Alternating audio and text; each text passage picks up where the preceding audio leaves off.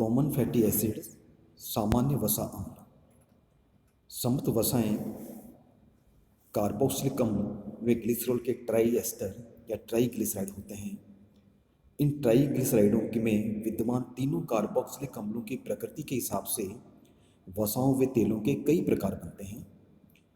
Carbon परमाणुओं की लंबी संतृप्त या असंतृप्त श्रृंखला युक्त मोनोकार्बोक्सिल अम्ल ही वसा अम्ल होते हैं। इन वसा अम्लों में संतृप्त या असंतृप्त कार्बन परमाणु सदैव सीधी श्रृंखला में होते हैं। ये शाखा युक्त नहीं होते हैं। इनमें वलय संरचना भी सामान्यतः नहीं होती। कुछ समय पहले ही दो ऐसे वसा अम्लों की खोज की जा चुकी है जिसमें साइक्लोप्रोपिन संरचना होती है, मालवेलिक अम्ल तथा स्टरक्यूलिक एसिड। वसा अम्लों को सामान्य नामों से ही जाना जाता है।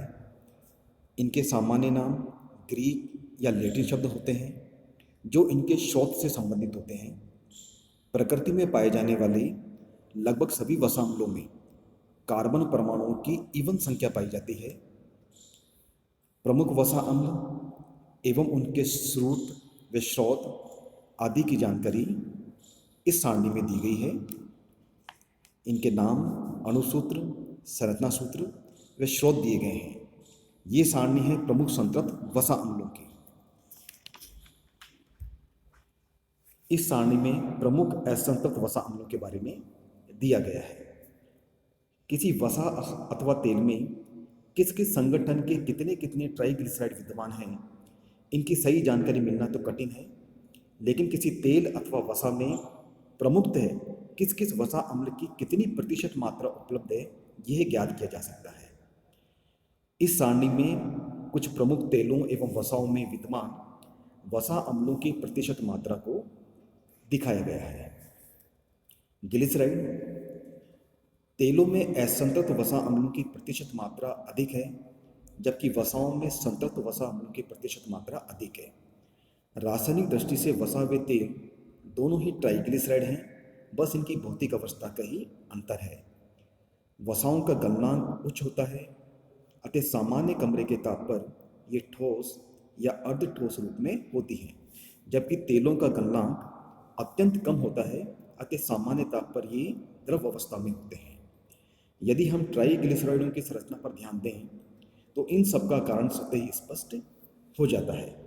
यदि किसी ट्राईग्लिसराइड में तीनों वसा अम्ल संतृप्त हों तो उनकी सम्मति जिगजैग टेढ़ी मेढ़ी संरचनाएं एक दूसरे पर आसानी से पैक हो जाती हैं, जिससे पदार्थ ठोस या अर्धठोस अवस्था में आ जाता है।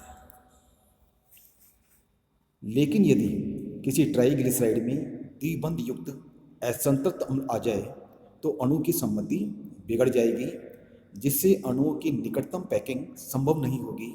इससे अणुओं की द्रव अवस्था में आ जाता है। और यदि वसा अम्ल की श्रृंखला में दो द्विबंध आ जाएं तो अणु में विकृति और अधिक हो जाएगी, जिससे अणु और दूर दूर हो जाएंगे। फलत पदार्थ द्रव अवस्था में आ जाता है, अर्थात उसके गलनांक का मान और भी कम हो जाता है। और यदि तीन द्विबंध युक्त लिनोलीन अम्ल आ जाए तो अणु की विकृति में और वृद्धि हो जाएगी तथा उसका गलनांक और घट जाएगा। इन असंतृप्त अम्लों में जो एथिलीन द्विबंध होते हैं वे सबसे अवस्था में होते हैं।